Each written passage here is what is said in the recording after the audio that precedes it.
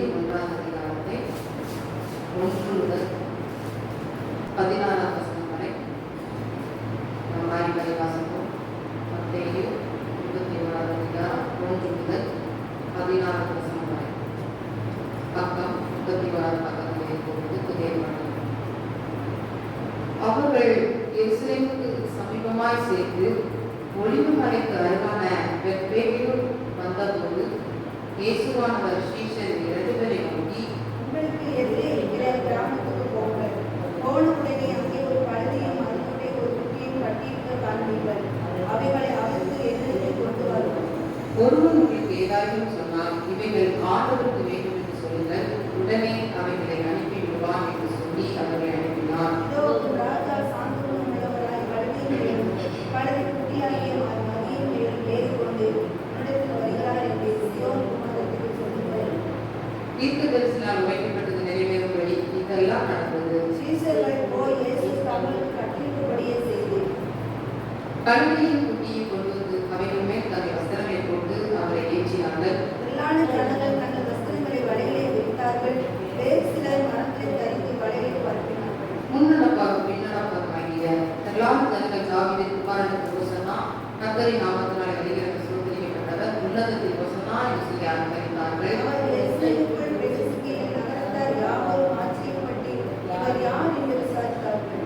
அதற்கு ஜனங்கள், இவர் கலிலேயாவில் உள்ள நாசரேத்திலிருந்து வந்த தீர்க்கதரிசி இயேசு என்றார்கள். இயேசு தேவாலயத்தில் பிரவேசித்து ஆலயத்திலே இருக்கிறவர்களும் கொள்ளுகிறவர்களும் யாவரையும் வெளியே துரத்தி காசுகாரருடைய பலகைகளையும் புறாவுடைய ஆசனங்களையும் கலைத்து, என்னுடைய வீடு ஜெபமில்லை நகரம் என்று எழுதியிருக்கிறது, நீங்களோ அதை கள்ள புதுமையாக்குகிறீர்கள் என்றார். அப்பொழுது குருடரும் சப்பாரிகளும் தேவாலயத்திலே அவரிடத்திற்கு வந்தார்கள். அவர்களை சுத்தமாக்கினார். அவர் செய்த அதிசயங்களையும் தாவீதின் குமாரனுக்கு ஓசன்னா என்று தேவாலயத்தில் ஆர்ப்பரிக்கிற பிள்ளைகளையும் பிரதான ஆசிரியர் வேதக்காரர்களே என்று கோபமடைந்து சொல்லுவதை கேட்கிறீரோ வாய்தான் புதியதாக செய்திருந்தது.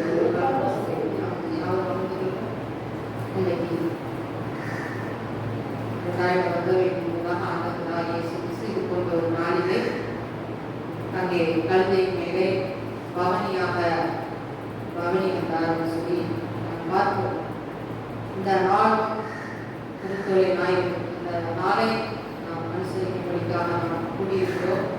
இங்கே மத்திய 21ஆம் அதிகாரத்திலே ஆண்டவருடைய ஊழியத்தின் கடைசி பயணமாகிய அந்த கழுதையின் மேல் ஏறி பவனியாக வந்த அந்த சம்பவத்தை சொல்லப்பட்டிருக்கிறது. ஆண்டவராய் இயேசு கிறிஸ்து எப்படி அவர் பவனியாக போனார் என்று சொல்லுகிறதை குறித்து நம்ம பார்ப்போம்.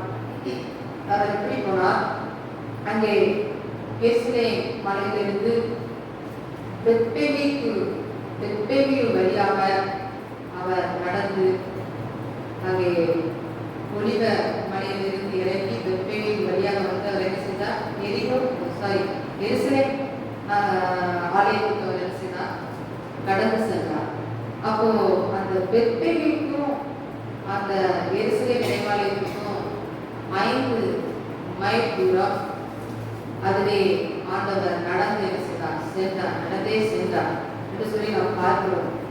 அப்போ இதில் நான் சொல்லப்பட்ட காரியம், ஆண்டவர் சொல்கிறார், சீஷர்களை பார்த்து சொல்கிறார், நீங்க போய் எதிரே இருக்கிற அந்த கிராமத்தில் போய் கழுதையும் அதனுடைய குட்டியும் செய்து கொண்டு வாருங்கள், அவிழ்த்து கொண்டு வாருங்கள் என்று சொல்லுகிறதை குறித்து நாம் பார்க்கிறோம் சீஷர்கள் இடத்திலே. அப்போ அங்கே சீஷர்களோடு ஆண்டவர் இந்த பயணத்தை என்ன செய்கிறார்? ஆரம்பிக்கிறார். சீஷர்களிடத்திலே கட்டளையாக சொல்கிறார். சீஷர்களும் அவருடைய சொல்லுக்கு கீழ்ப்படிந்து அந்த கிராமத்துக்கு கடந்து சென்று அவர்கள் கழுதையும் அதனுடைய குட்டியும் அவிழ்த்து கொண்டு வருகிறதை குறித்து நாம் பார்க்கிறோம். அப்போ முதலாவது சீஷர்கள் என்ன செய்தார்கள்? அவருடைய சொல்லுக்கு கீழ்ப்படித்தார்.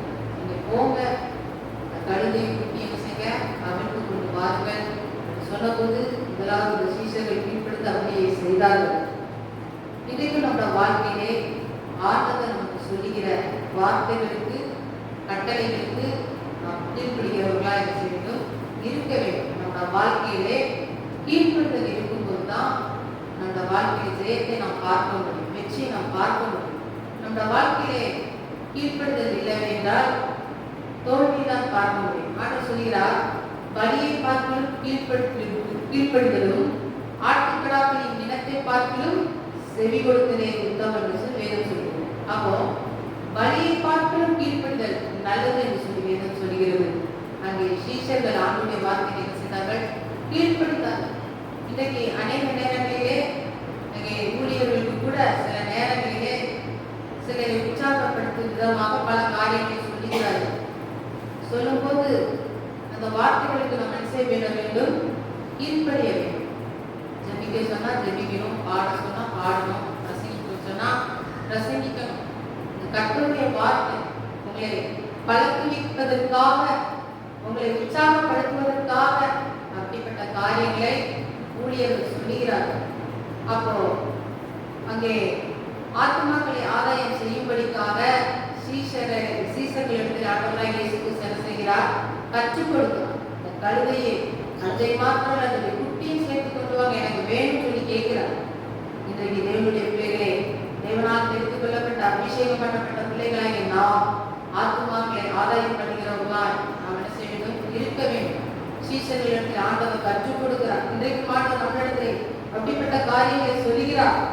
அது மாத்திரம் இல்ல, அங்கே ஆண்டவராய் 4ஆம் வசனத்திலே, இதோ உன் ராஜ சாந்த குணமுள்ளவராய் கழுதை மேலும் கழுதை குட்டியாகிய மரியின் மேலும் ஏறி கொண்டு உன்னிடத்தில் வருகிறார் என்று சீயோன் குமாரத்திற்கு சொல்லுங்கள் சொன்னார். அப்போ இங்கே ஆண்டவருடைய குணாதிசயத்தை குறித்து சொல்லப்பட்டிருக்கிறது. ஆண்டவர் சாந்த குணமுள்ளவர். நாம் ஆராதிக்கிற தேவன் எப்படிப்பட்ட தேவன்? சாந்த குணமுள்ளவர். இங்கே மற்ற காரியங்களை நாம் பார்க்கும்போது, மற்ற தேவர்களை எல்லாம் பார்க்கும்போது அது மிகவும் விகாரமாக இருக்கிறது, மிகவும் பயமுறுத்தக்கூடிய காரியமாக இருக்கிறது. ஆனால் நம்ம ஆண்டவராகிய இயேசு கிறிஸ்து அவர் சாந்தம் உள்ள தேவன், அவர் அமைதியான தேவன் என்று சொல்லி பார்க்கிறோம். அப்படிப்பட்ட சாந்த குணமுடையவராய் அவர் என்ன செய்கிறார்? கழுதையின் மேலும் கழுதை குட்டியின் மேலும் என்ன செய்கிறார்? அவர் வாரர். அப்போ ராஜா, அப்போ அவர் எப்படி கழுதையின் மேல ஏறி வந்தா மக்கள் எல்லாம் என்ன நினைக்கிறாங்க? ஒரு மாதிரி நினைப்பாங்கன்னு சொல்லி அவர் நினைக்கல. தன்னை தாழ்த்தி தன்னுடைய தாழ்மையை ஜனங்களுக்கு, சீஷர்களுக்கு என்ன செய்கிறார்? கற்றுக் கொடுக்கிறார். அந்த வாழ்க்கையில எவ்வளவு பெரிய ஆளா நம்ம இருந்தாலும் தாழ்மை அனுபவம் நமக்கு மிகவும் முக்கியம் என்பதை அவர் கற்றுக் கொடுக்கிறதை குறித்து நாம் பார்க்கிறோம். தன்னை தாழ்த்தினார். அந்த கழுதையை வேண்டும் என்று சொல்லி கேட்கிறார். ஆகவே அங்கே யாருக்கும் உதவாத நம்மை ஆண்டவர் என்ன செய்திருக்கிறார்? தேடி வந்து மீட்டெடுத்திருக்கிறார். அந்த கழுதையை குறித்து பார்ப்போம் என்றால், அந்த கழுதை யாருக்குமே விரும்பப்படாத ஒரு மிருகம். கழுதை யாரும் இன்ட்ரெஸ்ட் செய்ய மாட்டாங்க, பார்க்க மாட்டாங்க, வளர்க்க மாட்டாங்க. அது ஒரு தேவைக்காக மாத்திரம்தான் வளர்ப்பாங்க. அப்ப அந்த கழுதையை பார்ப்பதற்கு எப்படி காணப்படும்? அசிங்கமா இருக்கும். அதோட மேல உடம்புல ஸ்மெல் வரும். அதோட சத்தம் மிகவும் கொடூரமா இருக்கும், ரொம்ப மோசமா இருக்கும். கழுதையின் சத்தம் யாருக்காவது பிடிக்குமா? பிடிக்காது. அது எப்படி கத்தும்? அப்ப அதோட சத்தம் பிடிக்காது. அப்போ தோற்றத்திலிருந்து அதோடைய சத்தம், அதோடைய ஸ்மெல் எதுவுமே என்ன செய்யாது? பிடிக்காது. பிடிக்காத ஒரு பொருளை ஜனங்கள் விரும்புவாங்களா? நீங்க விரும்புவீங்களா? நான் விரும்புவானா? இல்லை. அப்ப பிடிக்காத ஒரு காரியம், ஒதுக்கப்பட்ட ஒரு காரியம், தூக்கி எறியப்பட்ட ஒரு காரியத்தை ஆண்டவராகிய இயேசு கிறிஸ்து என்ன செய்தார்? தூக்கி எடுத்தார். அதே போல இன்றைக்கு உங்களையும் என்னையும் உலகம் தூக்கி எறிந்திருக்கிறது. நம்முடைய சொந்தங்கள், பந்தங்கள், நம்முடைய உறவுகளுக்கு கூட நம்ம என்ன செய்யாது? பிடிக்காது. சொந்த பந்தங்களுக்கு பிடிக்காது, உடன் பிறப்புகளுக்கு பிடிக்காது. பொல்லாதவன் பேரை கொடுத்து, நமக்கு இன்னும் நிறைய பேர்களை கொடுத்து என்ன செய்யறாங்க? ஒதுக்கி வைக்கிறாங்க. நம்ம கூட பேசுறதுக்கு பிடிக்கல, பழகிறதுக்கு பிடிக்கல, நேசிப்பதற்கு பிடிக்கல. இப்படி ஒதுக்கப்பட்ட, தூக்கி எறியப்பட்ட, இதே போலதான் அந்த கழுதையும் அப்படிப்பட்ட ஒதுக்கப்பட்ட ஒரு காரியத்தில் இருந்த அந்த கழுதையை ஆண்டவர் என்ன செய்தார்? எனக்கு வேண்டும் சொல்லி அந்த கழுதை என்ன செய்தார்? எடுத்துக்கிட்டார். எதுக்கு எடுத்தார்? அதை பிரயாணம் பண்ணுவதற்காக. இன்றைக்கு ஆண்டவராகிய இயேசு கிறிஸ்து உண்மையிலும் அப்படிதான். உலகம் ஒதுக்கி வச்சிருக்கா, யார் எதுக்குமே இது உபயோகம் ஆகாது, யூஸ்லெஸ் சொல்லி வச்சிருக்குதா? ஆண்டவர் சொல்றாரு, நீ தான் எனக்கு யூஸ்ஃபுல்லான ஒரு பாத்திரம், நீ தான் எனக்கு வேண்டும் சொல்லி உங்களை என்ன செய்கிறார்? அவர் தூக்கி எடுத்து வைத்திருக்கிறார். ஆகவே அப்படிப்பட்ட நம்மை ஆண்டவர் என்ன செய்கிறார்? தூக்கி எடுத்திருக்கிறார். இந்த கல்வி ஆண்டவரை மட்டும்தான் என்ன செய்தார்? எடுத்துக்கொண்டார். அதோட கல்வி மாத்திரமில்லை, அதோட குட்டி, அப்போ தாய் மாத்திரமில்லை, அதோடைய பிள்ளை. ஆண்டவர் அப்படியாக நேசிக்கிற தேவனாக இருக்கிறார். அப்படியாக அந்த கல்வியை என்ன செய்தார்? எடுத்துக்கொண்டார். அது மாத்திரம் 7வது வசனத்துல நம்ம பார்க்கும்போது கழுதையும் குட்டியும் கொண்டு வந்து அவைகள் மேல் தன் வஸ்திரங்களை போட்டு அவரை ஏற்றினார்கள். அப்ப அந்த கழுதையை கொண்டு வந்து என்ன செய்றாங்க? வஸ்திரம் எல்லாம் போட்டு என்ன செய்றாங்க? ஏற்றுறாங்க. அந்த கழுதை மேல அப்படி டைரக்டா ஏசப்பாவை ஏற்றாம இந்த வஸ்திரங்கள் எல்லாம் போட்டு ஏற்றி என்ன செய்றாங்க? அப்படியே கொண்டு வராங்க. யார் இப்படிப்பட்ட காரியத்தை செய்வார்? ஒரு ராஜா பதவியை ஏற்கும்போது அவங்க குதிரையில ஏற்றப்பட்டு, குதிரையில நல்ல நெட்டு வஸ்திரம் நல்ல அலங்காரமாக செய்து அவர்களை ஏற்றி மரியாதையோடு என்ன செய்வார்கள்? உலாவர கொண்டு வருவார்கள். அதே போல கழுதையின் மேல ஆண்டவராகிய இயேசு கிறிஸ்து என்ன செய்கிறார்? வஸ்திரங்களை அங்கே விரித்தவரால் ஜனங்கள் வஸ்திரங்களை போட்டு அவர்களை என்ன செய்தார்கள்? ஏற்றினார்கள் என்று சொல்லி பார்க்கிறோம். திரளான ஜனங்கள் வஸ்திரங்களை வழியில விரிக்கிறார்கள்.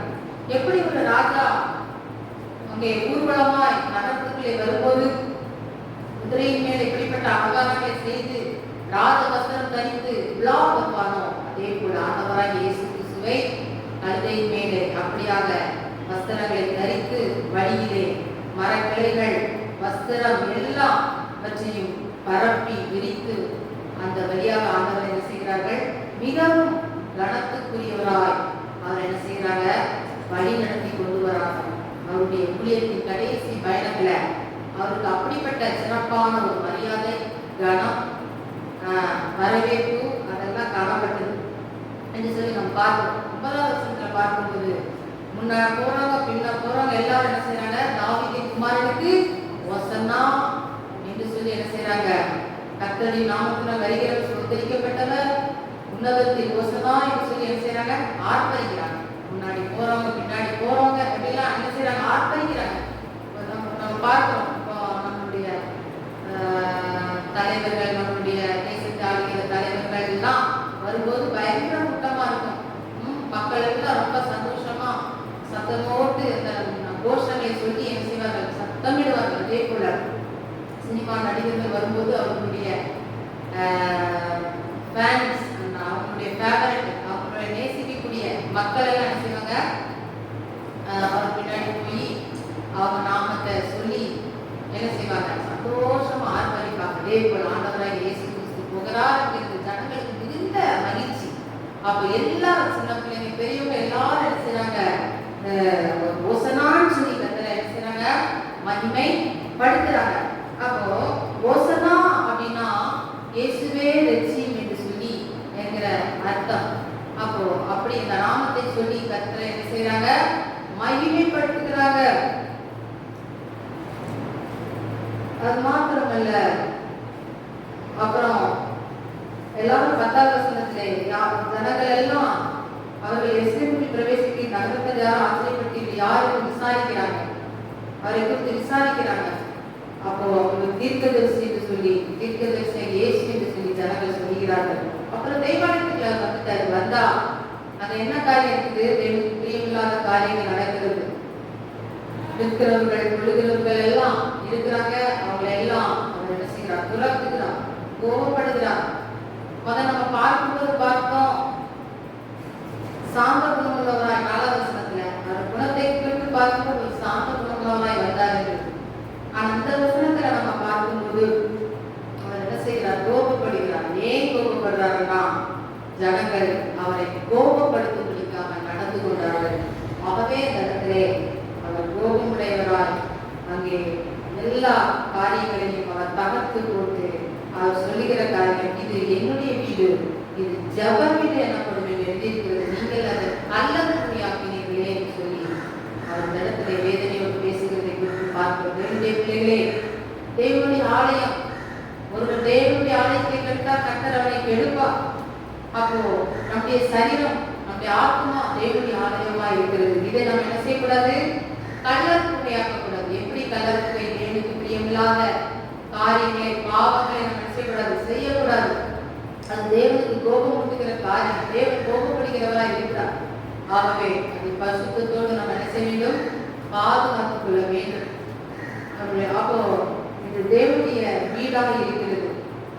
11வது வசனத்திலே, அப்போ 14வது வசனத்திலே, குருடர் சப்பானியர் தேவாலயத்திலே அவர்கள் வந்து அவர்களை சுஸ்தமாக்கினார். அப்போ அந்த நேரத்துல கூட நிறைய வியாதிஸ்தர்கள் வந்திருக்கிறாங்க.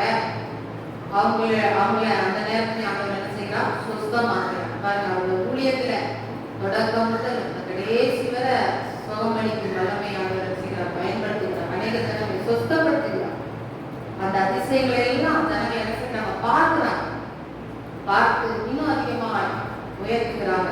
தாவீதின் குமாரனுக்கு ஓசன்னா, தேவாலயத்தில் ஆர்ப்பரிக்கிற பிள்ளைகளின் பிரதான ஆசிரியர் வேதப்பட்டு கோபம் அடைகிறாங்க. அப்போ இது அவங்க துதிக்கிறத குறித்து கோபம் அடைகிறாங்க. வேத பாரகர்கள் செய்கிறதெல்லாம் பிரதான ஆசிரியர் ஏன் கோபப்படுறாங்கன்னா, எல்லா மகிமையும் கணக்குக்கும் அவருக்கு கொடுத்துட்டாங்க. அப்போ நமக்கு எந்த மகிமையும் இல்லை, கனம் இல்லைன்னு சொல்லி அவர் மேல் பொறாமை கொண்டவர்களாய் இவர்கள் எல்லாம் என்ன செய்யறாங்க? கோபப்படுறாங்க. நமக்கு மகிமை இல்லாம போகுது, எல்லாரும் இயேசுவை ஓசனா ஓசனான்னு சொல்லி இப்படி துதிக்கிறாங்க, மகிமைப்படுத்துறாங்க, எல்லா புகழையும் அவருக்கு கொடுக்குறாங்கன்னு சொல்லி என்ன செய்யறாங்க? அவங்க குறுமுறுக்கிறாங்க, கோபப்படுறாங்க. பரிசு அந்த வேத பாரத 14வது வசனத்திலே அவரை நோக்கி, இவர்கள் சொல்லுகிறதை கேட்கிறீர்கள் என்றார்கள். அதற்கு கேட்கிறேன், குழந்தைகளுடைய வாயினாலும் பாலருடைய வாயினால் துதிண்டாகும்படி செய்திருப்பதை ஒரு காலம் வாசிக்கவில்லையா? அப்போ குழந்தைகளின் வாயினாலே ஆண்டவர் துதி உண்டாக செய்கிற தேவன், நீங்கள் கூப்பிடாவிட்டால் அந்த கல்லுகள் கூப்பிடும் என்று சொல்லி சொல்கிறார். தேவனுடைய பிள்ளைகளே, நாம் கர்த்தரை நோக்கி கூப்பிடுகிறவர்களாய் நாம் இருக்க வேண்டும். நம்ம துதிக்கிற, நம்ம கர்த்தரை மகிமைப்படுத்தலனா வேறொரு காரியம் துதிக்கிறோம். அங்கே மற்ற காரியங்கள், தேவனை அறியாத நாமங்கள் எழுப்பப்படும். ஆகவே நாம் அவரை என்ன செய்ய வேண்டும்?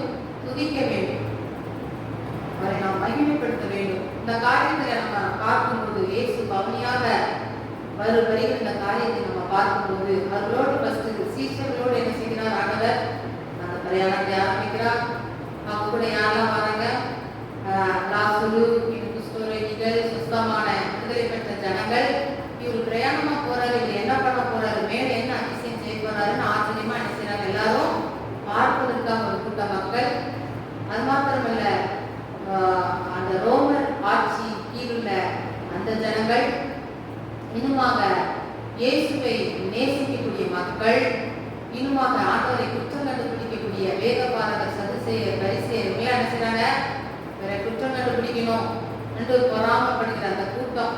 அப்போ 4 விதமான கூட்டங்கள் இயேசுவை பின்தொடர்கிறார்கள். இந்த கூட்டத்திலே இப்படிப்பட்ட காரியங்கள் என்ன செய்கிறது? இருக்கிறது. அப்போ அது மாத்திரமல்ல, இயேசு இந்த கழுதை குட்டியின் மேல போனார்ல கடைசி பயணமாக. அப்போ ஜனங்கள் எல்லாம் என்ன செஞ்சாங்க? மிகுந்த சந்தோஷமா தாவீது குமாரன் ஓசன்னா சொல்லி அவரை மகிமைப்படுத்துறாங்க. அதே இது அவரை சிலுவையில அறையும்போது என்ன சொல்றாங்க? இவரை சிலுவையிலே அறை. அதே ஜனங்கள் தான். அப்ப பாருங்க, அவர் கழுதையில போகும்போது, பவனியா போகும்போது சொன்னாங்க, ஓசன்னா தாவீது குமாரன் ஓசன்னா என்று துதித்த நாவுகள் சிலுவையில அறையப்படுவது, சிலுவையிலே அறையும் என்று சொல்லி அவர்கள் சொல்கிறார்கள். அது மாத்திரமல்ல, இயேசு குதிரையை சாரி கழுதையிலே அவர் போகும்போது வஸ்திரங்களை ஜனங்கள் அவங்க வஸ்திரங்களை உதாரணமா கொடுத்து பிரித்து அப்பெல்லாம் படப்படுத்தி புகழ்ச்சியா நடத்தின இந்த ஜனங்கள் சிலுவையிலே இயேசு அறையப்படும் போது அவருடைய வஸ்திரத்தை உரிந்தார். வஸ்திரம் இல்லாதவராய் அவருடைய வஸ்திரம் கலட்டப்பட்டது, உரிந்து போகப்பட்டது. அப்படிப்பட்ட காரியங்கள் நடந்தது. பார்த்தீங்களா? 2 பயணத்துக்குரிய வித்தியாசம். அப்போ கழுதையானது இயேசுவை சுமந்து, ஆனா சிலுவையின் பாதையிலே இயேசு சிலுவையை சுமந்தார். அப்படிப்பட்ட காரியங்கள் இருக்கிறது. 2 விதமான வித்தியாசம். சிலுவையின் கல்வாரி பாதையில ஆண்டவர் செய்த காரியங்கள், அங்கே கழுதையின் மேல பவுனியாய் வரும்போது அவருக்கு நடந்த காரியங்கள் இருக்கிறது. தேவனுடைய பிள்ளைகளே, இப்படிப்பட்டதான நல்ல தேவனை துதித்த ஜனங்கள் கல்வாரி பாதையிலே அவர்கள் போகும்போது கர்த்தரை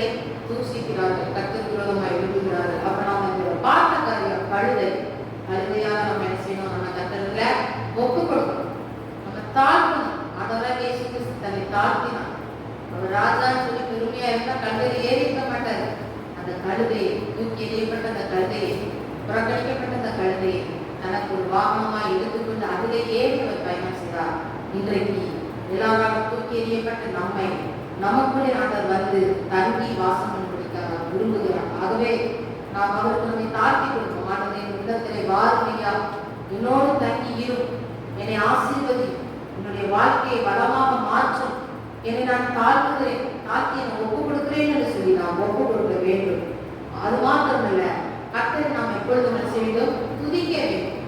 நாம் துதிக்கவிட்டால் அங்கே சத்துருக்கள் அவருடைய கூட்டாளிகள் என்ன செய்வார்கள்? துதிப்பார்கள். ஆகவே நாம் கர்த்தரை துதிக்க வேண்டும். அது மாத்திரமல்ல, ஆண்டவர் சொல்லுகிற காரியம் அங்கே சீஷர்களை, அங்கே ஆத்துமாக்களை ஆதாயம் பண்ணும்படிக்காக கற்றுக் கொடுக்கிறார். நாமும் உலகத்தில் சென்று கர்த்தருடைய வார்த்தை சுவிசேஷத்தை அறிவித்து ஜனங்களை கர்த்தருக்கு நாம் என்ன செய்ய வேண்டும்? ஆதாயப்படுத்த வேண்டும். இப்படிப்பட்ட காரியங்களில் எல்லாம் இந்த சிலுவையின் இந்த குதிரை, இந்த கழுதையின் பவனியாக வருகிற இந்த காரியத்தை ஆண்டவராகிய இயேசு கிறிஸ்து நமக்கு கற்றுக் கொடுக்கிறார். ஆகவே அதன்படியாக நாம் செயல்படுவோம். கர்த்தர் நம்மை ஆசீர்வதிப்பார். ஏசாயா 1ஆம் அதிகாரம் 3ஆம் வசனத்தை இந்த காலை ஞானத்துக்கு நாம் எடுத்துக்கொள்வோம்.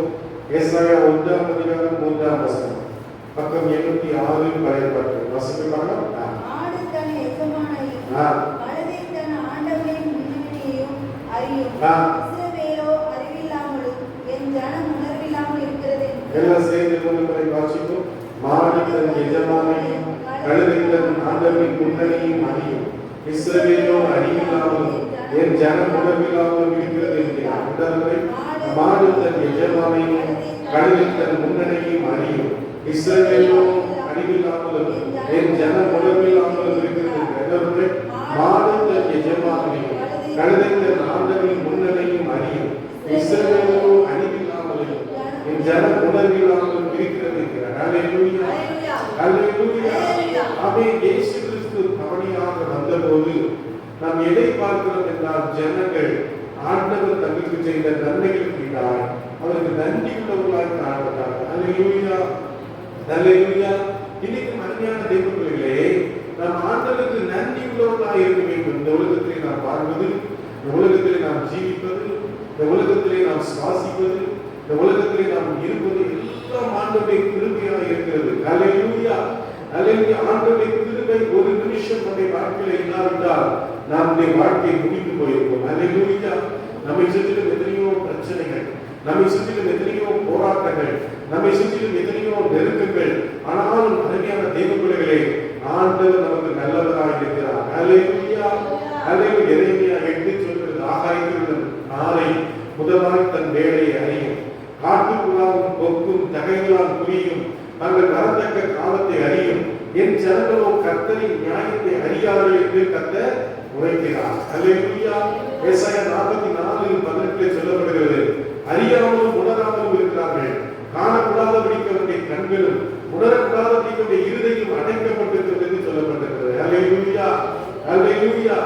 சங்கீதம் 94:8 சொல்கிறது, ஜனத்தில் மிருகப்பட்டவர்களை உணர்வடையுங்கள், மூடர்களை எப்போது புத்திகாரியாளர்கள் ஆவீர்கள். அல்லேலூயா.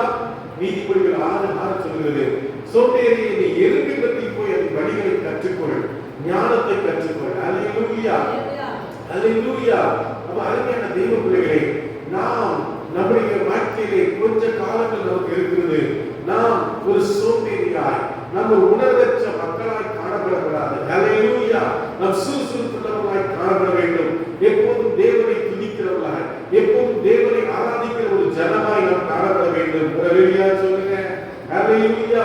ஏசாயா 5:12 சொல்கிறது, அவர்கள் சுரமண்டலத்தையும் தம்புருவையும் மேளத்தையும் நாதசுரத்தையும் மதுபானத்தை வைத்து விருந்து கொண்டாடுகிறார்கள், ஆனால் கர்த்தரின் கிரியை நோக்குவதும் இல்லை, கர்த்தரின் கிரியை சிந்திக்கிறதும் இல்லை. அல்லேலூயா. நீங்கள் சிந்தித்து பார்த்திருக்கிறீர்களா?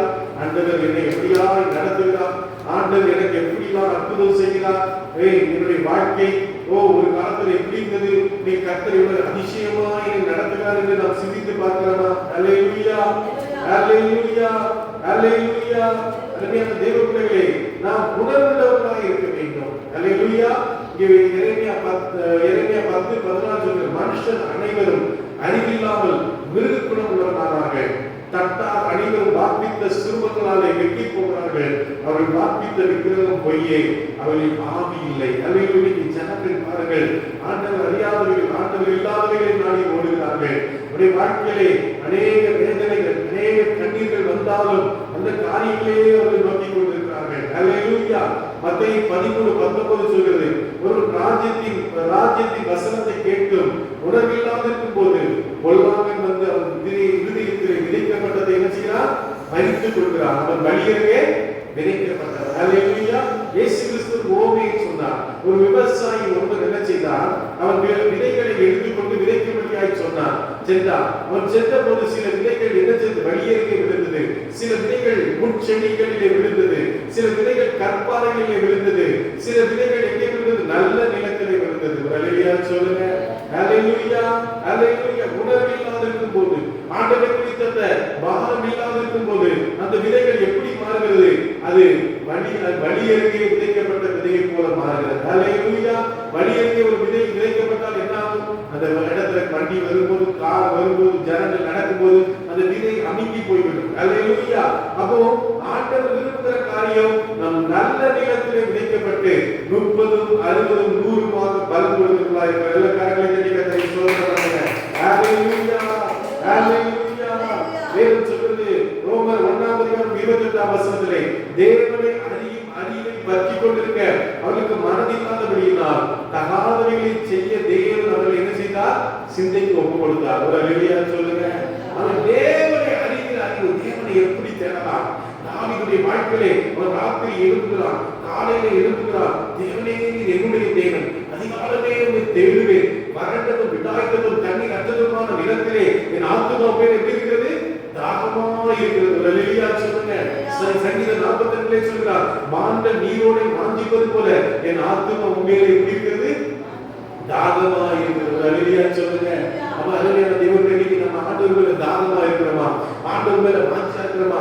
ஆண்டவர் வசனத்தை கேட்க நம்ம வாஞ்சிக்கிறோமா? இன்னைக்கு பாருங்க, இந்த பாஸ்டர் தப்பு பண்ணிட்டாரு, அந்த பாஸ்டர் அப்படி பண்ணிட்டாருன்னு சொல்லி டிவில எல்லாத்துலயும் போட்டு என்ன செய்யலாம்? அசிங்கப்படுத்தலாம். சில பாஸ்டர்களை அரெஸ்ட் பண்ணி உள்ள வச்சிருக்காங்க. சில பாஸ்டர்கள் என்ன செய்யறாங்க? சபைகளை மூடிக்கிறாங்க. சில பாருங்க, சாத்தானுடைய ஒரு சதி இது, பிசாசுடைய ஒரு திட்டம் இது. எப்படியாவது ஆராதனையை தடை பண்ண வேண்டும், எப்படியாவது ஜனங்களை ஆராதிக்க விடக்கூடாது, எப்படியாவது இந்த தேசத்திலே தேவனுக்கு விரோதமான காரியங்களை கொண்டு வர வேண்டும் என்று சொல்லி இன்னைக்கு வீண் வழிகளை, வீண் காரியங்களை சொல்லி பிசாசு இருந்து கொண்டிருக்கிற தேவ பிள்ளையே, நம் உணர்வற்றவர்களா இருக்கக்கூடாது. அல்லேலூயா. நம் பாரத்தோடு ஜெபம் பண்ண உடனே நினைக்கிற அந்த பாஸ்டர் தப்பு பண்ணிட்டாரா, அந்த பாஸ்டர் தப்பு பண்ணாமல் இருக்கும்படியாக ஜெபம் பண்ண வேண்டும். அல்லேலூயா சொல்லுங்க. ஆண்டவர் சொன்னா, பேதுருவை பார்த்து, பேதுருவே, பிசாசு உன்னை சுழலிலே போட்டு புடைக்கும்படியாக இடத்திலே உத்தரவு கேட்டார். ஆனால் உன் விசுவாசம் அழிந்து போகாதபடிக்கு உனக்காக ஜெபம் பண்ணினார். அல்லேலூயா சொல்லுங்க. ஆண்டவர் சொன்னா, ஒவ்வொரு மனுஷனும் சோதிக்கப்பட வேண்டும். உங்களுடைய விசுவாசம் சோதிக்கப்பட்டு கிறிஸ்து இயேசு வரும்போது அது என்ன செய்யும்? உங்களுக்கு பெரிய ஒரு பலனை கொடுக்கும் என்று சொன்னார். அல்லேலூயா. எல்லாருக்கும் ஒரு சோதனை உண்டு, எல்லாருக்கும் கிடைக்கும் சிச்சை உங்களுக்கு கிடைக்காதிருந்தால் நீங்கள் தேசிய பிள்ளைகளாக இருக்கிறீர்களே என்று சொல்லப்படுகிறது. நம்முடைய வாழ்க்கையை பாடுகள், நம்முடைய வாழ்க்கையை கஷ்டங்கள், நம்முடைய வாழ்க்கையை பிரச்சனைகள் எதிர்த்து வருகிறது என்றால் நாம் கர்த்தரை விட்டு ஓடி போவதற்காக அல்ல, கர்த்தரை விட்டு விலகி போவதற்காக அல்ல, கர்த்தரோடு நெருங்கி நடப்பதற்காக. ஒரு அல்லேலூயா சொல்லுங்க. வேதத்திலே யோனா என்று சொல்லக்கூடிய ஒரு மனிதனை பார்க்கிறோம். அவன் ஒரு தீர்க்கதரிசியாய் காணப்பட்டான். அவன் எரேமியா 2 என்று சொல்லக்கூடிய ராஜாவின் நாட்களிலே ஒரு தீர்க்கதரிசனம் உரைத்தபோது அப்படியே நடந்தது.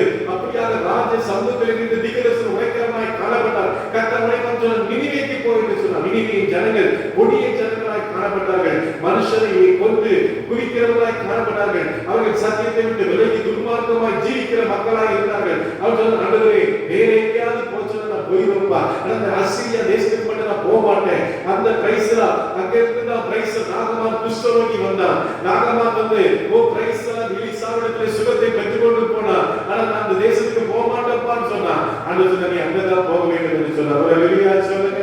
அல்லேலூயா. அவன் போக மாட்டேன் என்று சொன்னபோது அவன் தர்ஷீசுக்கு போனபோது ஒரு பெரிய கப்பல் இருந்தது. அந்த கப்பலிலே பயங்கரமான புயல் வந்தது. பிரைஸ்லா உடனே யாருடைய பிரச்சனை, யார் மேல பிரச்சனை சொல்லணும் நான் தைரியமா சொன்னேன். நான் தான் இதுக்கு காரணம். நான் ஆண்டவருடைய வார்த்தைக்கு கீழ்ப்படியாம போகிறேன். என்ன தூக்கி கடல்ல போட்டு போட்டீங்கன்னா சரியாயிடும் சொல்லி அவனை கடல்ல தூக்கி போட்டாங்க. அவனை கடல்ல தூக்கி போட்ட வாழ்க்கை முடிஞ்சிருந்துச்சா? ஆனா ஒரு கர்த்தர் ஒரு பெரிய மீனை வச்சிருந்தார். ஒரு அல்லேலூயா சொல்லுங்க. அந்த மீனுக்குள்ள 3 நாள் இருந்து ஜெபம் பண்றான். ஒரு அல்லேலூயா சொல்லுங்க. கிடைக்கிற நேரத்துல ஜெபம் பண்ணணும், கிடைக்கிற நேரத்துல வேதத்தை வாசிக்கணும், கிடைக்கிற நேரத்துல ஆண்டவரோட நெருங்கி இருக்கணும். இல்லைன்னா கர்த்தர் நமக்கு மீனை வச்சிருப்பார். ஓ பிரைஸ் ஒரு மனுஷன் வேதத்துல இயேசு கிறிஸ்து சொன்னார், அவர் ஐஸ்வர்யவான் காணப்பட்டார், லாசருங்கிற தரித்திரன் 2 பேரும் மரித்து போனார்கள். ஐஸ்வர்யவான் அவன் நரகத்துக்கு போனான், லாசரு அவன் நினைச்சா ஓ ஆபிரகாமுடைய மடியில இருந்தான். நான் எங்க ஐஸ்வர்யவான் எங்க போய் ஜெபம்னா நரகத்துல போய் ஜெபம் பண்ணான். ஒரு அல்லேலூயா சொல்லுங்க. நீங்க இங்க இருக்கிற நாட்களிலே நல்லா ஜெபம் பண்ணா ஒரு நரகத்துல போய் நம்ம ஜெபம் பண்ண வேண்டியது. ஆகவே தேவ பிள்ளைகளே, நாம் நினைச்சு எச்சரிக்கையோடு இருக்கணும், விழிப்போடு இருக்கணும். அது விழித்திருங்கள். உங்கள் எதிராளியாக பிசாசானவன் எவனை விழுங்கலாமோ என்று கெஞ்சுகிற சிங்கத்தை போல சுத்தி தெரிகிறார். ஒரு அல்லேலூயா சொல்லுங்க. அல்லேலூயா. அப்ப அருமையான தேவ பிள்ளைகளே, நாம் உணர்வுள்ளவர்களாய் காணப்படணும், நன்றி உள்ளவர்களாய் காணப்படணும். 10 குஷ்டரோகிகள் இயேசு கிறிஸ்துவிடத்துல வந்தாங்க. 10 பேரை கர்த்தர் குஷ்டமாக்கினார். அது ஒருத்தர் மாத்திரம் வந்து நன்றி செலுத்தினார். ஒரு அல்லேலூயா சொல்லுங்க. தேவ பிள்ளையே, நீ நன்றி செலுத்துகிறாயா?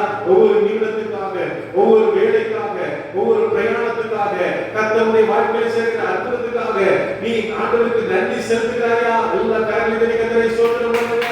அல்லேலூயா. வாசிங்க மத்தேயு சுவிசேஷம் 13ஆம் அதிகாரம் 13ஆம் வசனத்தை வாசிங்க பார்க்கலாம். Price the Lord. ஸ்தோத்திரம் ஸ்தோத்திரம் ஸ்தோத்திரம். மத்தேயு 13ஆம் அதிகாரம் 13ஆம் வசனத்தை வாசிங்க பார்க்கலாம். அவர்கள் கண்டு காணாதவர்களாயும் கேட்கும் கேளாதவர்களாயும் உணர்ந்து கொள்ளாதவர்களாயும் நான் உண்மைகளாக அவர்களோடு பேசுகிறேன். அல்லேலூயா அல்லேலூயா அல்லேலூயா. அவர்கள் காணாதவர் கண்டு தெரிஞ்சல காணல, காதுக்கும் கேட்கல, அவங்க இதயத்துல உணர்வு இல்ல. ஒரு அல்லேலூயா சொல்லுங்க. இயேசு கிறிஸ்து 3 வருஷம் போதித்தார். கடைசில அவங்க என்ன பண்ணாங்க? சிலுவையில தான் இருந்தாங்க. ஒரு அல்லேலூயா சொல்லுங்க. ஒரு உணர்வு இல்லாதவர்களாக இருந்தார்கள், அவர்கள் அறியாதவர்களாக இருந்தார்கள், தேவனை அவர்கள் என்ன செய்தார்கள்? மறந்தவர்களாய் காணப்பட்டார்கள். அருமையான தேவர்களே, நாம் ஆண்டவரை நேசிக்கிற மக்களாக காணப்பட வேண்டும். ஒரு அல்லேலூயா சொல்லுங்க. அல்லேலூயா அல்லேலூயா. பிரைஸ் தி வேதத்திலே கழுதையும் எருதும் இல்லாமல் என்ன செய்யாது? அங்கே முடிவு இருக்காது. ஒரு அல்லேலூயா சொல்லுங்க. இயேசு கிறிஸ்து பிறந்த போது என்ன இருந்துச்சு? எங்க அவர் பிறந்தாரு சொல்லுங்க? மாட்டு தொழுவத்தில். ஒரு அல்லேலூயா சொல்லுங்க. மரியாள் எப்படி போனாங்க? அவங்க குடிமதி பெண்ணுக்கு எதுல போனாங்க? கழுதையில தான் போனாங்க. அன்னைக்கு பிரதானமான வாகனம் எதா இருந்துச்சு? கழுதையா தான் இருந்துச்சு. அப்ப இயேசு கிறிஸ்து பிறக்கும் போது அவர் மாட்டு தொழுவத்திலே இருந்தாரு. அங்க என்ன செஞ்சாங்க? கழுதை பக்கத்துல இருந்துச்சு. ஒரு அல்லேலூயா சொல்லுங்க. அல்லேலூயா அல்லேலூயா அல்லேலூயா. ஏன் அங்கே மாடு முக்கியத்துவம் பெறுகிறது? பழைய ஏற்பாட்டு காலத்திலே ஆண்டவர் சொன்னார், ஓ மனிதர்கள் எனக்கு பலி செலுத்த வேண்டும், மனிதர்கள் எனக்கு பலி செலுத்துகிற அந்த பலியை நான் ஏற்றுக்கொள்வேன், சுகந்த வாசனையை ஏற்றுக்கொள்வேன் என்று சொன்னார். அதில் ஒரு முக்கியமான விலங்கு எது? மாடு. ஒரு அல்லேலூயா சொல்லுங்க. மாட்டை அன்னைக்கு கொண்டு வந்து பிரதான ஆசாரியனிடத்திலே கொடுத்தார்கள். ஆசரிப்பு கூடாரம் இருந்தது. ஆசரிப்பு கூடாரத்திலே அங்கே பிரகாரம் முன் இருக்கிற அந்த பகுதி, அது பரிசுத்த ஸ்தலம், மகா பரிசுத்த ஸ்தலம் திரைக்கு அது அங்கே பின்புறமாக காணப்பட்டது. உங்களுக்கு வந்து ஒரு பாவம் செய்து விட்டால் அங்கே பிரைஸ்ல என்ன செய்வார்? ஆசாரியன் அந்த வாசஸ்தலத்திலே அங்கே வழியிலே நிற்பார். உடனே அந்த ஆட்டையோ மாட்டையோ புறாவையோ கொண்டு வந்து கொடுக்கும் போது, ஓ இவனுக்காக இந்த ஆட்டை நான் பலியிடுகிறேன் என்று சொல்லி ஆசாரியனை பலியிட்டு அந்த இரத்தத்தை எடுத்து அவருடைய நெற்றியிலோ அவருடைய சரீரத்திலோ தெளிக்கும் போது பாவம் மன்னிக்கப்பட்டது என்று சொல்லப்பட்டது. ஒரு அல்லேலூயா சொல்லுங்க. புதிய ஏற்பாட்டிலே இயேசு கிறிஸ்து நமக்காக பலியானார். ஒரு அல்லேலூயா சொல்லுங்க. அல்லேலூயா அல்லேலூயா. நீங்கள் பார்க்கலாம் இயேசு கிறிஸ்துவினுடைய இந்த படங்களை எல்லாம் பார்க்கும்போது அதுல என்னெல்லாம் பார்க்கலாம்? அங்க மாட்டை பார்க்கலாம், கழுதையை பார்க்கலாம், இன்னும் சில மிருகங்களை நாம் பார்க்கலாம். அல்லேலூயா அல்லேலூயா. தேவாலயத்துல பாத்தீங்கன்னா இப்படிப்பட்ட மிருகங்கள், அந்த சில ஆர்சி திருச்சபைகள் எல்லாம் நீங்க போய் பாத்தீங்கன்னா அங்க இந்த மாதிரி மிருகங்களை நம்ம பார்க்கலாம். இயேசு கிறிஸ்துவோடு கூட இப்படிப்பட்ட மிருகங்கள் இருப்பதை குறித்து நாம் பார்க்க முடியும். அல்லேலூயா அல்லேலூயா. ஆமென். Praise the Lord. ஸ்தோத்திரம். இங்கே ஆண்டவர் சொல்கிறார், மாடு தன் எஜமானனையும் கழுதை தன் தொழுவத்தையும் அறிகிறது, ஆனால் என் ஜனங்களுக்கோ என்னை குறித்த ஒரு உணர்வு இல்லாமல் இருக்கிறது. ஒரு அல்லேலூயா சொல்லுங்க. அல்லேலூயா அல்லேலூயா. மாடு எதை குறிக்கிறது என்றால் அது யூதர்களை குறிக்கிறது. ஒரு அல்லேலூயா சொல்லுங்க. மாடு எதை குறிக்கிறது? அது யூதர்களை குறிக்கிறது. கழுதை எதை குறிக்கிறது? புறஜாதி ஜனங்களா ஜனங்களாகிய நம்மை குறிக்கிறது. ஒரு அல்லேலூயா சொல்லுங்க.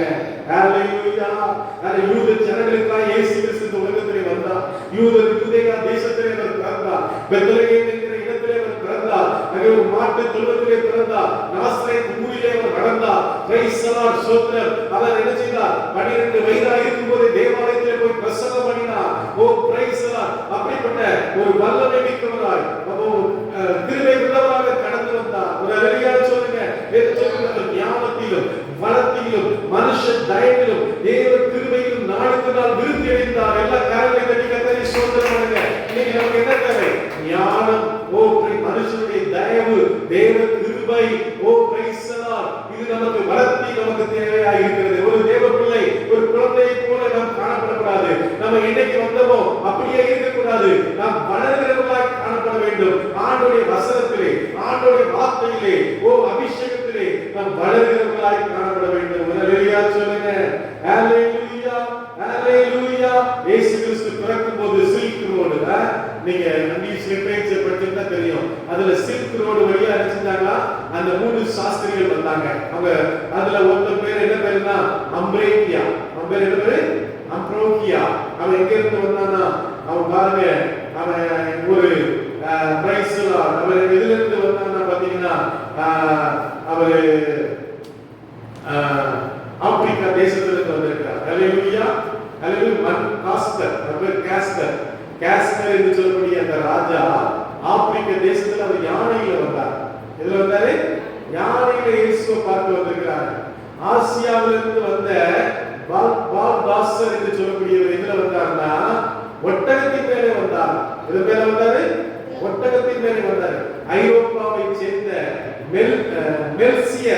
மெல்சியர் என்பவர் குதிரையில வந்திருக்கிறார். ஒரு அல்லேலூயா சொல்லுங்க. பாருங்க, இயேசு கிறிஸ்து பிறக்கும்போது யானை வந்தது, இயேசு கிறிஸ்து பிறக்கும்போது ஒட்டகம் வந்தது, இயேசு கிறிஸ்து பிறக்கும்போது குதிரை வந்தது. ஒரு அல்லேலூயா சொல்லுங்க. அது ஒரு ராஜா. ராஜாவை பார்க்கிறதுக்கு நீங்க நினைக்கலாம் 3 பேர் இல்ல, அவங்க கூட அவருடைய வேலைக்காரங்க, அவங்க பெரிய பெரிய ஆட்கள். நாங்க இங்கிலீஷ் லிட்டரேச்சர்ல படிச்சிருக்கோம். அவங்க பெரிய அரசர்கள், பெரிய பணக்காரங்க. அவங்க ஆராய்ச்சி பண்றவங்க, உலகத்தை ஆராய்ச்சி பண்றவங்க. ஆராய்ச்சி பண்ணி கொண்டிருக்கும் போது என்ன நடந்ததுன்னா ஒரு நட்சத்திரத்தை அவங்க பாக்குறாங்க. நட்சத்திரத்தை பார்த்தோன்னு ஒரு ராஜா பிறந்திருக்கிறாருன்னு சொல்லி அவரை பார்க்கக்கூடிய பல வருஷங்கள், பல மாதங்கள் தன்னுடைய குடும்பத்தை, தன்னுடைய அந்தஸ்தை, தன்னுடைய சொத்தை எல்லாத்தையும் விட்டு அவர்கள் நடந்து இந்த மாதிரி மிருகங்களை அவர்கள் கடந்து வந்து அவர்கள் இயேசுவை பார்க்க வந்தார்கள். அல்லேலூயா. அவர்களை பார்க்க வந்தபோது அவர்கள் வெளிநாட்டுக்காரர்களா இருந்தபடினாலே அவர்களிடத்தில் அதிக விலைக்கு விற்றார்கள். ஒரு இட்லி 10 ரூபானா வெளிநாட்டுக்காரங்க 100 ரூபாய்க்கு விற்பாங்க. அல்லேலூயா. நீங்க பாம்பேல போனீங்கன்னா பாம்பேல பேக்ல வச்சிருப்பாங்க. பேக், இந்த பேக் பாத்தீங்கன்னா 5000 ரூபாய் 6000 ரூபாய் போடுவாங்க. சொல்லுவாங்க, ஐயா இது உங்களுக்கு கிடையாது, இது வெளிநாட்டுக்காரங்களுக்கு, உங்களுக்கு நான் 500 ரூபாய்க்கு தரேன், ஆனா வெளிநாட்டுக்காரங்களுக்கு 5000 ரூபாய்க்கு நான் இதை தரேன் அப்படிமா. அப்படி பயங்கரமா ஏமாத்துவாங்க. அப்ப அருமையான தெய்வ பிள்ளைகளே, இவர்கள் வெளிநாட்டவர்களா இருந்தபடினாலே அவர்கள் நினைச்சார்கள் பிரைஸ் அதை ஏமாற்றினார்கள். அவர்கள் நடந்து வந்தபடினாலே கால்கள் எல்லாம் புண்ணாகிச்சு. குளிருக்குள்ள வராங்க, பனிக்குள்ள வராங்க. பனிக்குள்ள வந்தவங்க நம்முடைய சரீரத்துல எல்லாம் அப்படியே கை காலம் கீழே விட ஆரம்பிச்சுட்டு, ரத்தம் விட ஆரம்பிச்சுட்டு, ஆனா அதையெல்லாம் பொருட்படுத்தாமல் அவர்கள் இயேசுவை பார்த்தார்கள். ஒரு அல்லேலூயா சொல்லுங்க. ஹalleluya. ஹalleluya. அப்ப இயேசு கிறிஸ்து அன்னைக்கு பெத்லகேம்ல பிறந்தபோது அவருடைய பக்கத்துல என்னலாம் இருந்துச்சு? மாடு இருந்துச்சு. பக்கத்துல என்ன இருந்துச்சு? கழுதையும் காணப்பட்டது. ஒரு அல்லேலூயா சொல்லுங்க. இயேசு கிறிஸ்துவின் நற்செய்தி யாருக்கு முதல்ல அறிவிக்கப்பட்டது? சொல்லுங்க. இயேசு கிறிஸ்துவின் நற்செய்தி யாருக்கு அறிவிக்கப்பட்டது? மேய்ப்பர்கள் என்ன செய்தார்கள்? ஆடு மேய்ச்சிட்டு இருந்தாங்க. ஒரு அல்லேலூயா சொல்லுங்க. அப்ப இன்னைக்கு என்னெல்லாம் வருகிறது பாருங்க. ஒரு மாடு வருது, மாடுகள் வருகிறது, கழுதை வருது, இப்ப என்ன வந்துச்சு? ஆடுமே வந்துருச்சு. ஒரு அல்லேலூயா சொல்லுங்க. அவங்க என்ன கொண்டு வந்திருப்பாங்க? ஆட்டுக்குட்டி ஆண்டவருக்கு காணிக்கை கொடுத்திருப்பாங்க. ஒரு அல்லேலூயா சொல்லுங்க. ஆட்டு பாலை கொடுத்திருப்பாங்க. ஆட்டு பாலை, கறந்த பாலை கொடுத்திருப்பாங்க. இப்படியாக இயேசு கிறிஸ்துவை பெருத்தவர்கள் ஆராதித்தார்கள். ஒரு அல்லேலூயா சொல்லுங்க. அல்லேலூயா. ஆண்டவர் வேதத்திலே என்ன ஆட்டை கொடுத்திருக்கிறார்? செம்மறியாடு, வெள்ளாடு. ஆண்டவர் சொன்னார், நான் செம்மறியாட்டை வெள்ளாட்டை நான் நினைச்சேன், 2ஆய் பிரிப்பேன். மத்தேயு சுவிசேஷம் 25ஆம் அதிகாரத்தை நான் வாசிக்கும் போது அங்கே ஆண்டவர் 2ஆ பிரிக்கிறார். ஒண்ணு என்ன ஆடு? சொல்லுங்க பாக்கலாம். செம்மறியாடு. ஒண்ணு என்ன ஆடு? வெள்ளாடு. ஹalleluya, ஹalleluya. செம்மறி ஆடு அவர் யாரு? செம்மறி ஆடுனா யாரு சொல்லுங்க பார்க்கலாம். செம்மறி ஆடு யாரு? வாசிங்க. மத்தேயு சுவிசேஷம் 25ஆம் அதிகாரம் 32ஆம் வசனம். 32 வாசிங்க. சகல ஜனங்களும் அவருக்கு முன்பாக சேர்க்கப்படுவார்கள். மேய்ப்பனானவன் செம்மறி ஆடுகளையும் வெள்ளாடுகளையும் வெவ்வேறாக பிரிக்கிறது போல அவருடைய பிரித்து செம்மறி ஆடுகளை தமது வலது பக்கத்திலும் வெள்ளாடுகளை தமது இடது பக்கத்திலும் நிறுத்துவார். அப்பொழுது ராஜா தமது வலது பக்கத்தில் நிற்பவர்களை பார்த்து, பாருங்கள், என் பிதாவினால் ஆசீர்வதிக்கப்பட்டவர்களே, உலகம் உண்டாகும் முதல் உங்களுக்காக ஆயத்தம் பண்ணப்பட்டிருக்கிற ராஜ்யத்தை சுதந்தரித்துக் கொள்ளுங்கள். பசியாயிருந்து நீங்கள் என்ன செய்வீர்கள்? வெள்ளாடுகள் செம்மறி ஆடுகள் என்ன செய்யும்? ஆண்டவர் பசியா இருந்தா என்ன செய்யும்? அவருக்கு போஜனம் கொடுக்கும். அவர் தாகமா இருந்தா அவருக்கு தண்ணி கொடுக்கும். அவர் அந்நியனா இருந்தா அவரை சேர்த்துக் கொள்ளும். அவர் வஸ்திரம் இல்லாமல் இருந்தால் என்ன செய்யும்? அவருக்கு வஸ்திரம் கொடுக்கும். அவர் வியாதியா இருக்கும் போது அவர் என்ன செய்யும்? விசாரிக்கும். ஹalleluya. அப்போது நீதிமான்கள் பிரைத்தவர், ஆண்டவரே, நாங்கள் எப்போதுமே பசியுள்ளவராய் கண்டோம், உமக்கு எப்போது தாகமுள்ளவராய் பார்த்தோம், எப்போதுமே அந்நியராய் சேர்த்துக் கொண்டோம், எப்போதும் வஸ்திரத்தை கொடுத்தோம் என்பார்கள். அப்ப எப்போது வியாதிப்பவராய் இருக்கும் போது வந்தோம் என்பார். அதற்கு பிரைத்தமாக மிகவும் சிறியவராகிய சகோதரிகளுக்கு நீங்கள் எதை செய்வீர்கள் அதை எனக்கே செய்வீர்கள். ஹalleluya. இப்ப செம்மறி ஆடுகள் என்ன செய்யும் சொல்லுங்க பார்க்கலாம். ஆண்டவருக்கு பிரியமானதை செய்யும், ஆண்டவர் விரும்புகிற காரியத்தை செய்யும். ஆனா வெள்ளாடுகள் என்ன செய்யாது? எதையுமே செய்யாது. ஒரு ஹalleluya சொல்லுங்க. ஹalleluya. அப்போ ஆண்டவர் யாரு? அவர் ஒரு செம்மறி ஆடாக இருக்கிறார். ஹalleluya. ஓ ஜனங்களின் பாவத்துக்காக ஓ தன்னுடைய ஜீவனை கொடுக்கிற ஒரு தேவனாய் ஆண்டவர் காணப்படுகிறார். ஹalleluya. அப்போ இயேசு கிறிஸ்து பிறந்த போது என்ன மிருகங்களா இருந்துச்சு சொல்லுங்க பார்க்கலாம். சொல்லுங்க. ஆடு ஃபர்ஸ்ட் முதல்ல, மாடு இருந்துச்சு, கழுதை இருந்துச்சு, அப்புறம் என்ன வந்துச்சு? ஆடு வந்துச்சு, அப்புறம் என்ன வந்துச்சு? குதிரை வந்துச்சு, அப்புறம் என்ன வந்துச்சு? ஒட்டகம் வந்துச்சு, அப்புறம் யானை வந்துச்சு. ஒரு ஹalleluya மறக்க கூடாது. எப்ப கேட்டாலும் என்ன செய்யணும்? சொல்லணும். ஒரு ஹalleluya சொல்லுங்க. ஹalleluya, ஹalleluya. அப்போ இந்த இந்த மாடு இந்த கழுதையின் தன்னை எஜமானை அறிந்ததாய் காணப்படுமா? ஒரு ஹalleluya சொல்லுங்க. ஹalleluya. நாம் நன்றி உணர்வுள்ளவர்களா இருக்கணும். எப்படி இந்த மாடு இந்த கழுதையும் தன்னை எஜமானுக்கு நன்றியா இருக்கிறதோ அதே போல தெய்வங்களில் நாம் ஆண்டவருக்கு நன்றி உள்ளவர்களாய் காணப்பட வேண்டும். ஹalleluya, ஹalleluya. இன்னைக்கு என்ன நாள்? இது நன்றி செலுத்தும் நாள். ஒரு ஹalleluya சொல்லுங்க. இன்னைக்கு என்ன நாள்? நன்றி செலுத்தும் நாள். ஆண்டவர் செய்த அற்புதங்கள், ஆண்டவர் செய்த அதிசயங்கள், ஆண்டவர் செய்த காரியங்களை நினைத்து ஆண்டவருக்கு நாம் நன்றி செலுத்துகிறவர்களாய் காணப்பட வேண்டும். ஒரு ஹalleluya சொல்லுங்க. ஹalleluya. ஹalleluya. மாடு என்ன செய்யும்? மாடு நல்ல வேலை பார்க்கும். மாடு என்ன பண்ணுவாங்க? அதை வச்சு நல்லா ஏற விடுவாங்க, அதை வச்சு பொதி சுமப்பாங்க. அது நல்ல அதிகமா குதிரையை காட்டில் அதிகமான வேலையை பார்க்கும். அது மட்டுமல்ல, அது என்ன செய்யும்? செக் இருக்கும். அது மட்டுமல்ல, வேற என்ன செய்யும்? அது நல்ல அந்த அறுவடை நாளிலே அது என்ன செய்யும்? அந்த அறுவடைக்கு என்ன செய்யும்? பயன்படும். இந்த கதிர்கள் எல்லாம் உயிர்க்கிறதுக்கு அது பயன்படும். இப்படியாக மாடு பயன்படுகிறது. அது மட்டும் இல்ல, கழுதையும் ரொம்ப பயனா இருக்கும். நீங்க கழுதை பார்க்கணும்னா எங்க போய் பார்க்கலாம்? இந்த ஏரல், சாயபுரம், அதிகமா பார்க்கணும்னா நீங்க ஏரல் போனீங்கன்னா, சாயபுரம் போனீங்கன்னா, நால்பாவடி போனீங்கன்னா, அந்த நாசரேத் போனீங்கன்னா, இந்த இடங்கள்லாம் என்ன இருக்கும்? கழுதை இஷ்டத்துக்கு இருக்கும். நிறைய கழுதை பார்க்கலாம். கழுதை பால் 100 மில்லி எவ்வளவு? 100 ரூபாய். 1 மில்லி 100 ரூபாய். ஹalleluya. ஒரு கழுதை வளர்த்தாலே பணக்காரங்க ஆயிடும். ஹalleluya, ஹalleluya. அப்ப அருமையான தெய்வ பிள்ளைகளே, அது என்ன செய்யும்? அது மிகுந்த ஒரு வேலை பார்க்கிறதாக காணப்படுகிறது. ஹalleluya, ஹalleluya. உலகத்துல எவ்வளவு கழுதை இருக்கா? 4 கோடிக்கும் அதிகமான கழுதை உள்ளதா? எத்தனை கழுதை? 4 கோடிக்கும் அதிகமான கழுதை உள்ளது. ஹalleluya. அது கொஞ்சம் ஆபத்தானது வாய்ந்தது காணப்படும். கழுதை என்ன செய்யும்? பக்கத்துல போனா எத்தி விட்டுரும். அது என்ன செய்யும்? எத்தி விட்டுரும். அது மட்டுமல்ல, வேதத்திலே நாம் வாசிக்கும் போது வாசிகள் எண்ணாகமம் 22ஆம் அதிகாரம் 23ஆம் வசனத்திலிருந்து வாசிக்கலாமா? எண்ணாகமம் 22 23ல இருந்து வாசிங்க. எண்ணாகமம் 22ஆம் அதிகாரம் 23ஆம் வசனத்திலிருந்து வாசிக்கலாமா? கர்த்தருடைய தூதனானவர்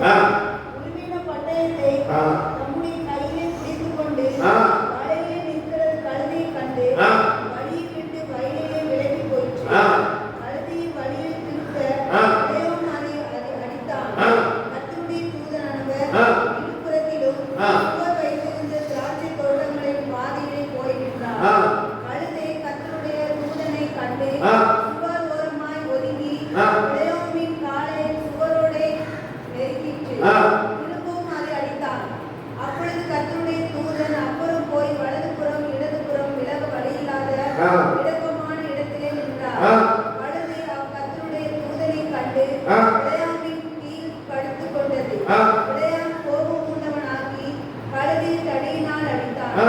உடனே கர்த்தர் கழுதின் வாயை திறந்தார். ஆ. அது பிழையாமை பார்த்து, ஆ.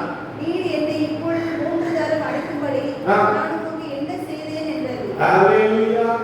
வேதத்துலதான் வாசிக்கிறோம். கழுதை என்ன செஞ்சது? பேசி பாத்தீங்களா?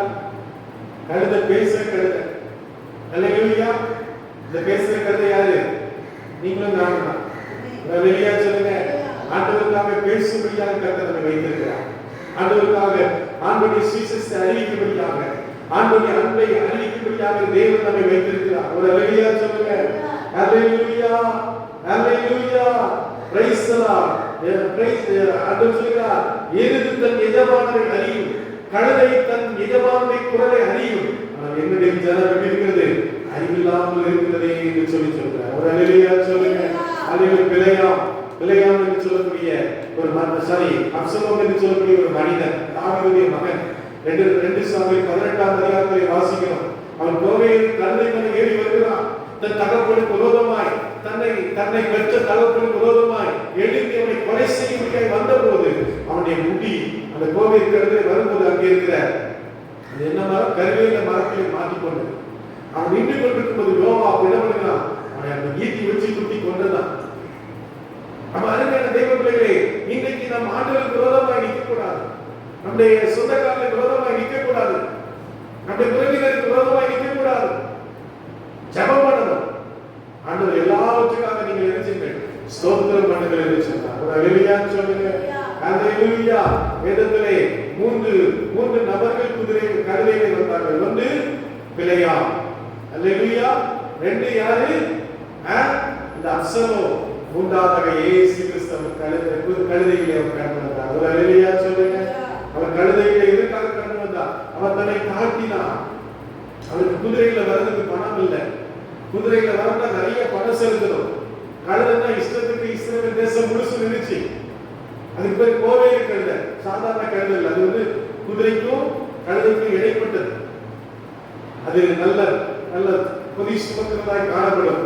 அப்ப அருமையான தெய்வ பிள்ளைகளே, இயேசு கிறிஸ்து தன்னை தாழ்த்தி வந்தார். ஒரு ஹalleluya சொல்லுங்க. இன்னைக்கு நம்மை தாழ்த்துகிறவன், தன்னை தாழ்த்துகிறவன் நினைச்சுமா உயர்த்தப்படுவான். தன்னை உயர்த்துகிறவன் நம்ம என்னைக்குமே தேவன் நம்ம எவ்வளவு ஆசீர்வாதமா வச்சிருந்தாலும், எவ்வளவு உயரத்துல இருந்தாலும் நம்ம தாழ்த்தல். ஆண்டவரே, நான் பெருமையான பாத்திரம் அப்பா, ஆண்டவரே நான் ஒன்றுமில்லாதவன் அப்பா, கர்த்தர் எனக்கு உதவி செய்யணுமே என்று சொல்லி நாம் தாழ்த்தும் போது கர்த்தர் நமக்கு உதவி செய்வார். ஹalleluya. ஹalleluya. சங்கீதம் 19 1ஆம் வசனத்திலிருந்து வாசிக்க பார்க்கலாம். சங்கீதம் 19 1லிருந்து 3. தேவனுடைய மகிமை வெளிப்படுத்துகிறது. ஆகாயத்தில் அவருடைய கரங்களின் கிரியைகளை அறிவிக்கிறது. பகலுக்கு பகல் வார்த்தைகளை பொழிகிறது. இரவுக்கு அறிவை தெரிவிக்கிறது. அவைகளுக்கு பேச்சும் இல்லை, வார்த்தையும் இல்லை. அவைகளின் சத்தம் கேட்கப்படுவதும் இல்லை. வானம் ஆண்டவருடைய மகிமை வெளிப்படுத்துகிறதா? ஆகாயத்தில் அவருடைய கிரியை வெளிப்படுத்துகிறதா? மனுஷன் உணர்வில்லாமல் இருக்கிறானே. ஹalleluya. மனிதன் உணர்வில்லாமல் இருக்கிறானே. ஹalleluya. ஹalleluya. 2 பேதுரு 3:6 சொல்கிறது, வேண்டுமென்றே நாம் அறியாமலே இருக்கிறோம். ஹalleluya. உண்மையை நாம் புறக்கணிக்கிறோம் என்று சொல்கிறது. ரோமர் 1ஆம் அதிகாரம் 18ஆம் வசனத்திலிருந்து 19ஆம் வசனம், தேவனை பற்றி அறிவவர்களுக்கு இல்லாதிருந்தபடினாலே அவர்கள் சத்தியத்தை அறியாதபடி அவர்கள் துன்மார்க்கமாய் நடந்தார்கள். தேவ பக்தியற்ற தன்மைக்கு தங்களை வெற்றி போட்டார்கள். அவர்கள் தேவனுக்கு நன்றி செலுத்தவும் இல்லை. அவருடைய சிந்தை வீணாய் காணப்பட்டது. ஹalleluya. இந்த உலகம் அது குழப்பமானது. இந்த உலகம் அது யோஜனமற்றது. இந்த உலகம் இதற்கு உதவாது. ஆனால் பரலோகத்தை நாடுகிற மக்களாய் காணப்பட வேண்டும். ஒரு ஹalleluya சொல்லுங்க. ஹalleluya. பரலோகத்துக்கு நாம் நன்றியுள்ளவர்களாய் காணப்பட வேண்டும். ஹalleluya. நீங்கள் எவ்வளவு நன்றியுள்ளவர்களாய் இருக்கிறீர்கள். அருமையான தெய்வ பிள்ளைகளே, ஒரு சமயத்திலே ஒரு ஊழியக்காரர் ஒரு சர்ச்சில் ஒரு சபையிலே ஒரு சகோதரி காணப்பட்டார்கள். அந்த போதகர் ஆண்டவருடைய வார்த்தை கொடுக்கும்போது அவர்கள் ஹalleluya ஸ்தோத்திரம் என்று சொன்னார்கள். இந்த போதகருக்கு ரொம்ப கஷ்டமா இருந்துச்சு. அந்த அம்மாட்ட சொன்னாங்க, அம்மா உனக்கு அவர் போர்வை வாங்கி தரேன், நீ சபையில நீ என்ன சொல்லக்கூடாது, ஹalleluya ஸ்தோத்திரம் சொல்லக்கூடாது, அமைதியா இருக்கணும். கொஞ்ச நாள் அமைதியா இருந்து பார்த்தாங்க. போர்வை வாங்கி கொடுத்தார். சில நாட்கள் ஆனது அவர்களுக்கு ஆண்டவருடைய அன்பு திரும்ப வந்தது. அவர் சொன்னார்கள், இந்த செலுத்துவேன். ஒரு ஹalleluya சொல்லுங்க. ஹalleluya. ஓ praise the Lord. சொன்னார், என் ஆத்துமா கர்த்தரை மகிமைப்படுத்துகிறது, என் ஆவி அவரை புகழுகிறது. இதன் முதல் என்னை அநேகர் பாக்கியவான்கள் இருப்பார்கள். ஒரு ஹalleluya சொல்லுங்க. ஓ தேவனே, ஆண்டவரை நீ துதி, ஆண்டவரை நீ ஆராதி, நீ பாக்கியவானாய் மாறுவாய். ஹalleluya. ஹalleluya.